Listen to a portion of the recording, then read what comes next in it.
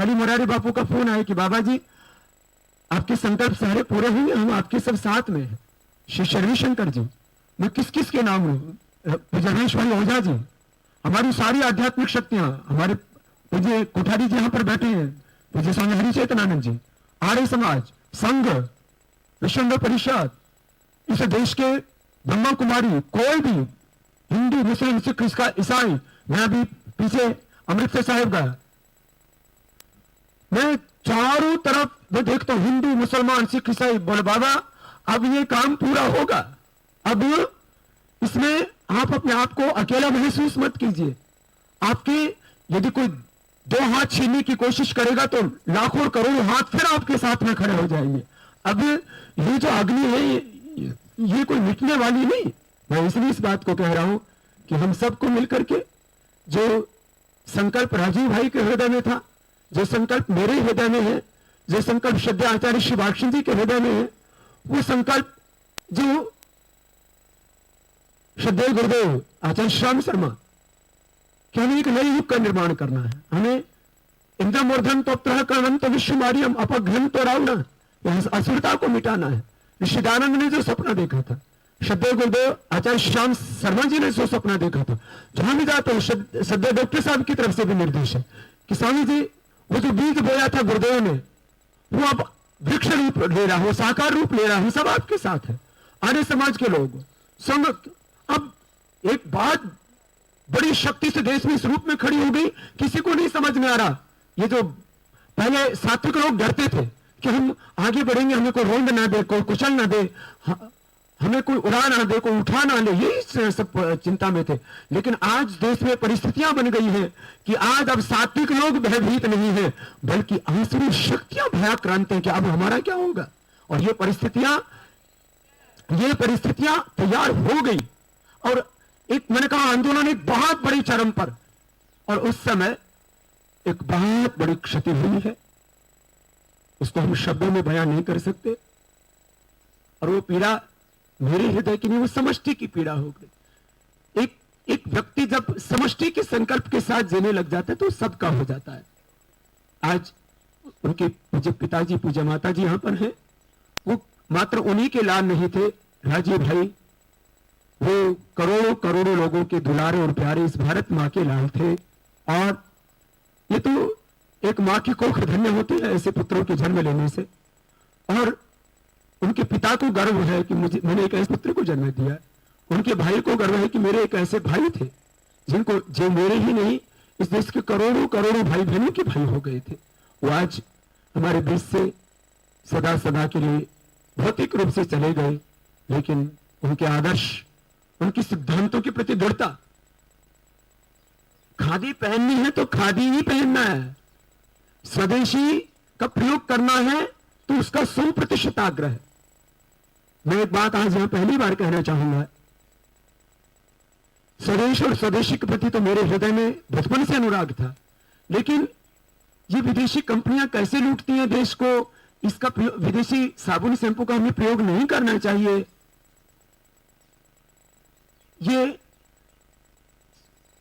मैंने ये प्रेरणा राजीव भाई से ली थी आज से 10 साल पहले। जब उससे पहले मैं भी कभी कभी कोई, जैसे हम जब ब्रह्मचारी के 15 साल पहले, 17 साल पहले जब ब्रह्मचारी थे तो कभी कभी कोई साबुन प्रयोग कर लेते रीना आदि, उसको लेकर के फिर हम बाद में जब हमने ये तो रिन तो नहीं प्रयोग करना चाहिए, ये सच है कि इससे विदेश में पैसा जाता है। उसके बाद मेरे भीतर भी स्वदेशी की प्रेरणा का जो आर्थिक रूप से उसको प्रतिष्ठा, बीज रूप में प्रतिष्ठापित करने का काम राजीव भाई ने किया। यद्यपि करोड़ों लोग मेरे प्रति आस्था रखते हैं, राजीव भाई अब मुझे गुरु भाव से मानते थे, लेकिन मुझे गुरु भाव से मानते थे उस शिष्य से मुझे भी सीखने को मिलता था, उस पर मुझे गर्व है। और उसके बाद मैंने कभी भी साबुन, शैंपू, टूथपेस्ट, क्रीम, पाउडर विदेशों में रह करके भी प्रयोग नहीं किया। यहां से अपने एक साबुन लेके जाता था, 1-2 महीने उसी का प्रयोग करता था। टूथपेस्ट कभी मैंने विदेशों में जाकर के भी विदेशी वस्तुओं का प्रयोग नहीं किया, एक विमान को छोड़ करके। और मैं तो कई बार कहता हूं कि वो पीड़ा है और वो हमने बनाई। आज उनको सभी श्रद्धांजलि देने आए हैं। मैं सब कार्यकर्ताओं से एक बात ये कहूंगा, कई बार देखो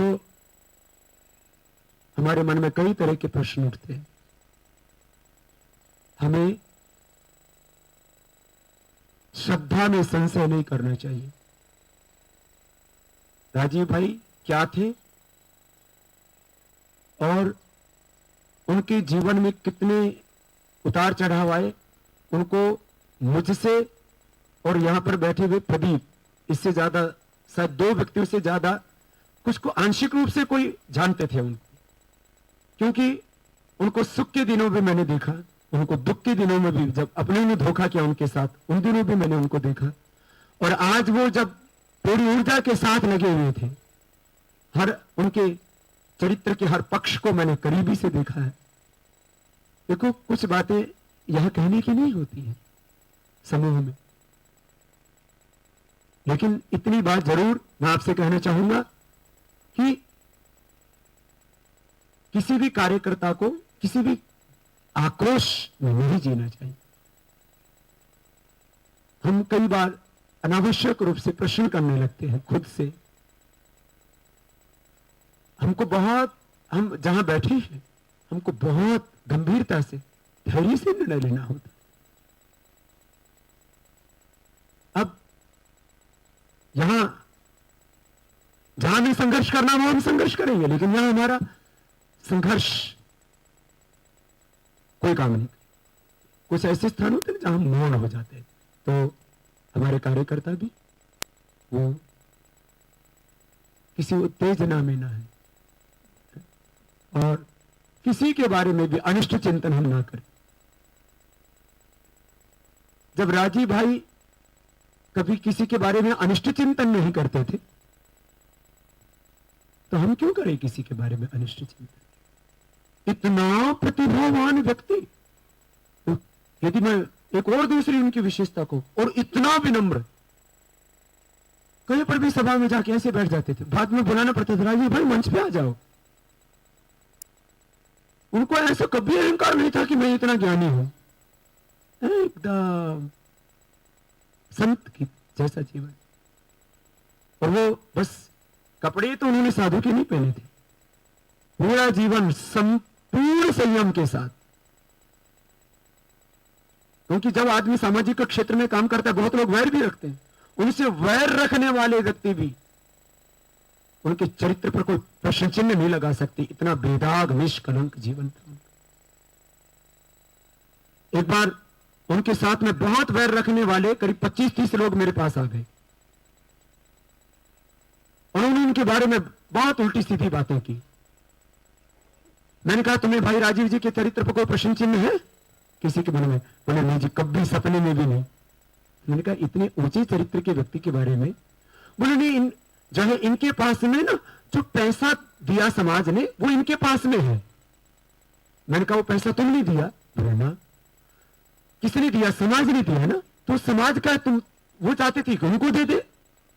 मैंने फिर राजीव भाई से कहा, ये बहुत गहरी बात मैं कहना चाहूंगा, क्योंकि मैं कुछ आंतरिक बातें आप लोगों से शेयर करना चाहता हूं। आज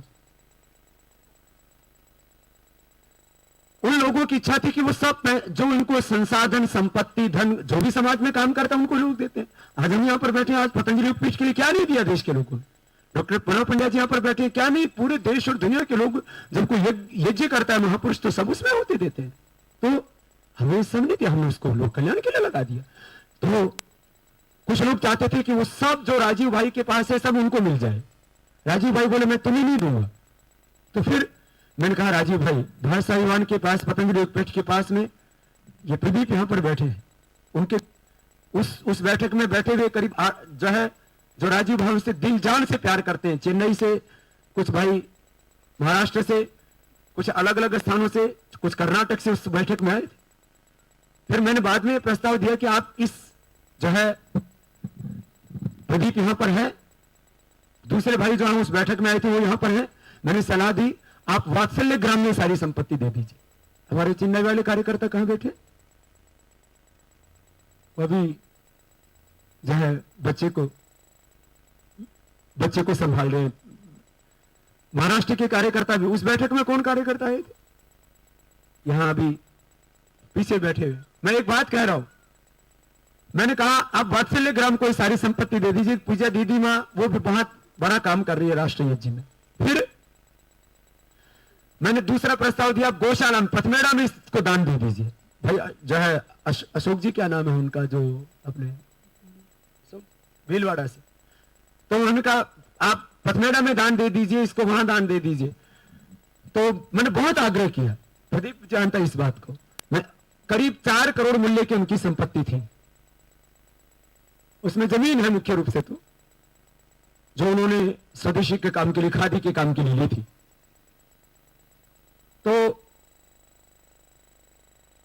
हमने कहा आप हमको ये संपत्ति दान में देंगे तो हम, पता नहीं दुनिया में बहुत तरह के लोग हैं, क्या क्या बात कहेंगे कि स्वामी जी ने जो है इनके पास संपत्ति थी इसलिए इनको राजीव भाई को गोद ले लिया। मैंने कहा भाई देखो, आप इसको किसी को भी दान कर दो। ये बहस चलती रही करीब पता नहीं 1 महीना कितने दिन। उन्होंने कहा स्वामी जी, मेरे सपनों का भारत बनाने के लिए कोई संगठन यदि इस दुनिया में जहां मैं अपना तन मन धन जीवन सब कुछ दे सकता हूं तो भारत स्वाभिमान है। इसके अलावा मैं, मेरा आत्मा, आप कहो तो मैं कुछ भी करूंगा लेकिन मेरे आत्मा गवाही नहीं देती। और स्वामी जी, मैं आप इसके लिए आप मेरे ऊपर दबाव मत डालो, मैं क्या करूं, मैं जिसके लिए जीता हूं मैं वही करूंगा। उन्होंने ये प्रदीप ने ही जाकर के, और भाई यशपाल जी यहां आज भी आए हुए हैं नागपुर से, दोनों ने जाकर के वो भारत स्वाभिमान के नाम करीब 4 करोड़ रुपए की, जो कुछ कौड़ी कौड़ी से लेकर के सारी संपत्ति जो कुछ थी वो भारत स्वाभिमान के लिए उन्होंने अर्पित कर दी। 1 रुपए कभी अपने लिए बचा के नहीं रखा, कभी अपने लिए सोचा ही नहीं उस व्यक्ति ने। जो मिल गया वो खा लिया, कभी डिमांड करके नहीं खाया कि मुझे खाने को चाहिए। जहां वो वर्धा में रहते थे वहां पर भी एक दरी बिछा करके, ऐसा निष्कलंक पावन जीवन। बस आज हम, उनका उस सामान्य वस्त्रों में एक सन्यासी था और पल पल देश धर्म और संस्कृति के लिए जीता था। वो जो अभी हम, मैंने कहा उनको खोना नहीं चाहते थे इस समय, लेकिन विधि का जो विधान होता है उसको हम कैसे टालें। हम कोशिश कर सकते हैं, प्रयत्न कर सकते हैं, सबने प्रयत्न किया लेकिन वो नहीं रहे। उस महान आत्मा के प्रति अपनी श्रद्धांजलि अर्पित करने के लिए सब महापुरुष यहाँ, उनको अपने कुछ कुछ पलों के लिए अपनी शाब्दिक श्रद्धांजलि, धन जीवन तो हम सबका अर्पित ही है राष्ट्रीय यज्ञ में। और आज मैं सर्वप्रथम डॉक्टर पूर्णा पंड्या जी से कहूँगा, वो उस माँ भारती के यशस्वी पुत्र के लिए, जैसे कोई सैनिक युद्ध क्षेत्र में मारा जाता है तो बलिदानी कहा था, उस शहादत और कुर्बानी देकर के सम्मान और सम्मान बढ़ाता है। ऐसे ही ये इस भारत निर्माण की इस यात्रा में चलते चलते ही राह में उस अनंत की राह में चलेगा। मैं उस जीवन का सर्वोच्च बलिदान देने वाले हमारे माँ भारती के उस अमर यशस्वी पुत्र के प्रति डॉक्टर पूर्णा पंड्या जी से कहूंगा अपनी श्रद्धांजलि के 2 शब्द। आपने भाइयों बहनों, जब से कल से समाचार मिला है राजीव जी के बारे में, तब से एकदम जैसे संज्ञा शून्य हो जाते हैं ऐसा कुछ लगने लगा। मैं उनसे 3-4 बार मिला और मैंने अपनी ओर से गायत्री परिवार की पूरी जितनी भी शक्ति है उनके आंदोलन में साथ देने की बात कही जब यहाँ आ गए थे स्वामी जी के पास। मैं समझता हूँ कि ऐसे आदमी बहुत कम भगवान के यहाँ बहुत कम संख्या में पैदा होते हैं, जो होते हैं उनको भगवान बहुत जल्दी बुला लेता है। मालूम नहीं भगवान को क्या ऐसा लगता है कि ऐसे व्यक्तियों को ज्यादा दिन नहीं रहना चाहिए धरती पर। स्वामी जी ने उदाहरण दे दी। हमें एक ही काम करना है, राजीव जी की जो स्मृति है उसको अक्षुण्ण बनाए रखने के लिए कि हम उनके बताए हुए मार्ग पर चलें, स्वयं चलें। मुझे स्वयं उन्होंने बताया, एक एक चीज बताई कि किस तरह से आपको इन चीजों का प्रयोग करना चाहिए। जैसे स्वामी जी कह रहे हैं ऐसे भारत में विदेश में मैं भी स्वदेशी चीजों का प्रयोग करता हूँ।